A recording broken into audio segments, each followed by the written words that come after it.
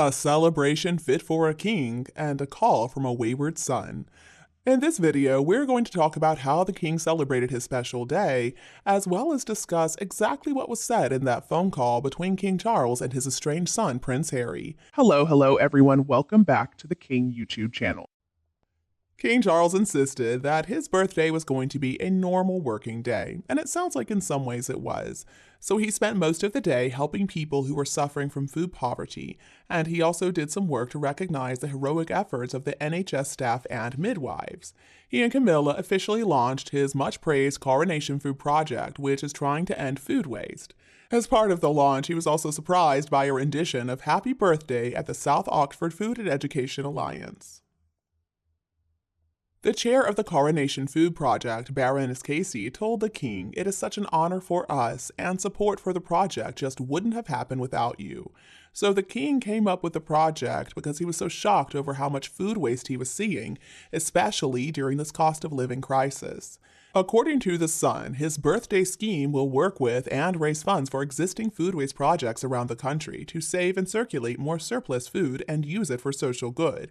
And it's also going to help to scale up nationwide schemes, build warehouses, and buy fridges, freezers, and refrigerated lorries.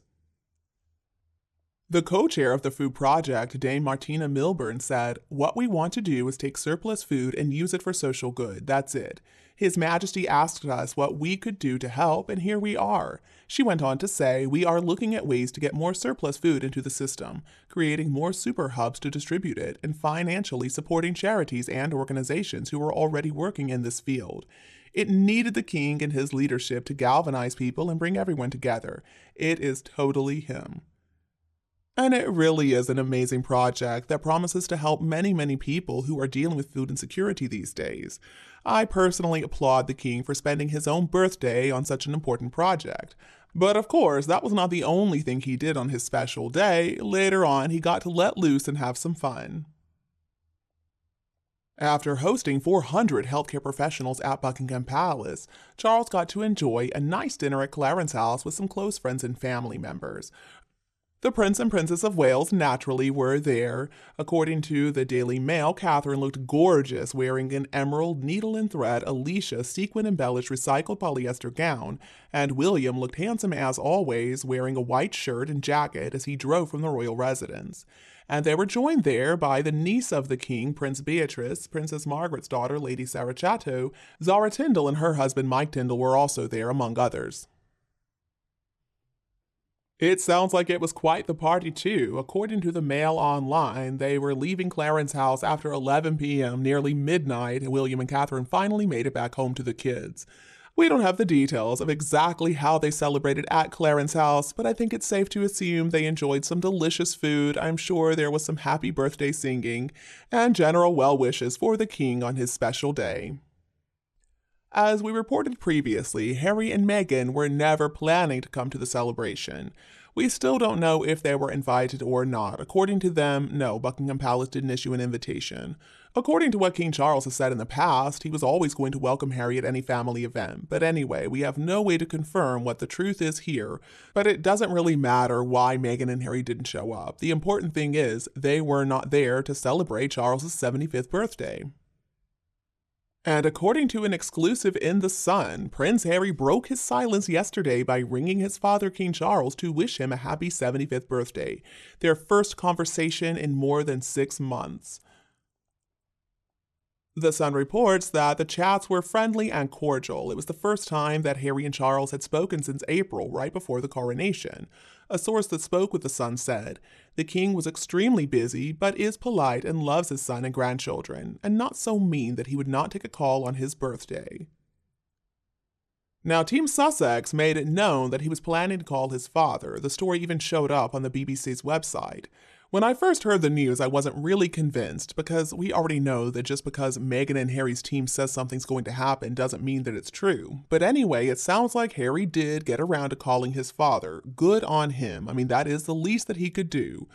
But another question that royal experts are asking right now is, could there have been an ulterior motive? Was Harry calling his father out of the goodness of his heart and because he loves his dear old pa, or is it because he wants something? Reportedly, Queen Camilla and Prince William have advised the king to cut off contact with Harry after everything he said in Spare and the docuseries. But reportedly, the king was trying to keep the door open for his dear boy, and there's always an open invite for Harry to come see his father when he's in the UK. And according to The Sun, during yesterday's conversation, Harry, Meghan, and Charles made plans for them to speak again soon. The source said there is still a long way to go to mend the rift created over so many years, and the deeper issues caused by allegations in the Netflix series and Spare are not healed with a phone call. Well, of course, a single phone call is not enough to bring peace to these broken relationships. I mean, if Harry wants to reconcile with his family, with his father, with his brother, he's going to have to do more than just pick up the phone and say hello. He's going to have to apologize, and he's going to have to change his behavior to show that he understands what he did was wrong. He's going to have to take accountability, which I don't believe he has ever really done in his entire life. I would also think that Harry coming clean about the invisible children is an important part of reconciliation. So, the Mirror is reporting that Prince Archie and Princess Lilibet share adorable tribute to King Charles on his birthday, which tells me that Harry didn't call his father because he really wants to make peace. He called his father because he needed good PR like always. If Harry and Meghan were serious about healing the rift in the family, they would not have released this ridiculous puff piece claiming that Archofficial and Invisibet filmed themselves singing Happy Birthday and sent it to the king. I mean, the whole story is ridiculous, like most of their PR puff pieces. But anyway, just for a laugh, let's take a look at what they're reporting. According to The Mirror, a source told The Telegraph that Charles was delighted by the gesture. Quote, Charles has only met his 2 grandchildren on a handful of occasions. The source also said the king's chat with Harry was likely to be a nice surprise for the king, who had not heard from Harry either by phone or message for some time. Now, sources are reporting that this phone call proves that both sides have a desire to bury the hatchet and start to mend their relationship. The source told The Telegraph as the king joined close friends for a birthday dinner at Clarence's house on Tuesday night, he will undoubtedly have felt a weight lifted from his shoulders. Today, those on both sides hope that instead, Prince Harry's olive branch on the king's birthday marked a genuine turning point, offering an opportunity for both father and son to move forwards. Well, that would be a nice bit of news, wouldn't it? If we could believe it. But according to Richard Fitzwilliams, Harry had another reason for making that phone call. Richard spoke with the Daily Express US and he said Prince Harry reportedly wants an apology from the royal family for the way he and Meghan believed they were treated when they were active. And apparently during this birthday phone call, Harry couldn't help himself. He just had to bring this up again. Richard says there's no way the king is going to give in to this request from Harry, and I hope he's right. Honestly, I believe he's right. Why would the family apologize to Meghan and Harry? I mean, let's look at the facts here. Harry absolutely trashed his father, his stepmother, his brother, his sister-in-law in his book, in the Netflix docuseries, and all those interviews. I mean, what exactly, though, did the family do to Harry and Meghan? They told them they needed to actually work for their money? Is that what they're supposed to apologize for? They didn't let Meghan call the shots? Is that what they're supposed to apologize for? It's such a crazy situation, because to the rest of us, it is clear who should be saying sorry. It's Harry and Meghan. I mean, even if they don't apologize for the things they said about Charles and Camilla and William and Catherine, they should at least try to make amends for the stress they caused the late Queen and Prince Philip at the end of their lives. As for whether they should or could be forgiven, well, that's another matter entirely, but still, they need to admit that they were wrong, and they need to try to make amends. And look, if we had just gotten this exclusive from The Sun that reportedly Harry called his father, we don't know exactly what was said, but he did make the call. If that was the only bit of news about the Sussexes that we had today, then maybe I would believe that Harry wants to make peace. But that wasn't all. We've got Meghan out there getting more attention from the paparazzi. We've got this ridiculous puff piece about the invisible children singing happy birthday and making a video. So that tells me Harry and Meghan are never going to apologize. They are never going to take responsibility for their behavior.